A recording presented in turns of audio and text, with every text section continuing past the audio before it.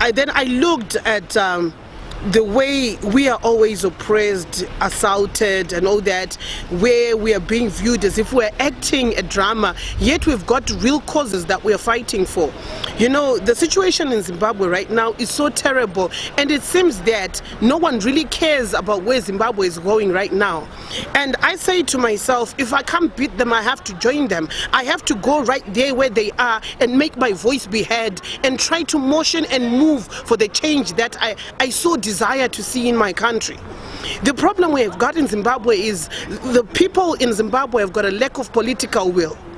They're ignorant about politics. They're ignorant that politics affects their day-to-day life.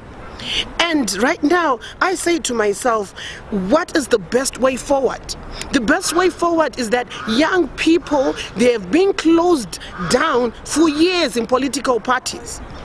It has always been, when you're going to primaries, the seniors first, those who join the party first. But we now need to move from that angle. We need a paradigm shift. We need leaders. We need MPs with the capacity to change things in Zimbabwe. We no longer need MPs or legislators who just go there because of a certain party that they represent. At one time, I remember someone saying, "Chero tikaisa imbwa apa ine logo ye party yedu munano yifotera atichada imbwa parliament."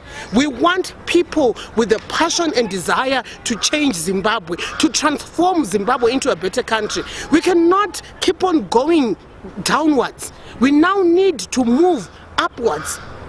Change is not going to happen overnight, but we now need to start initiating that change, starting that change, because right now children in Zimbabwe have got no future.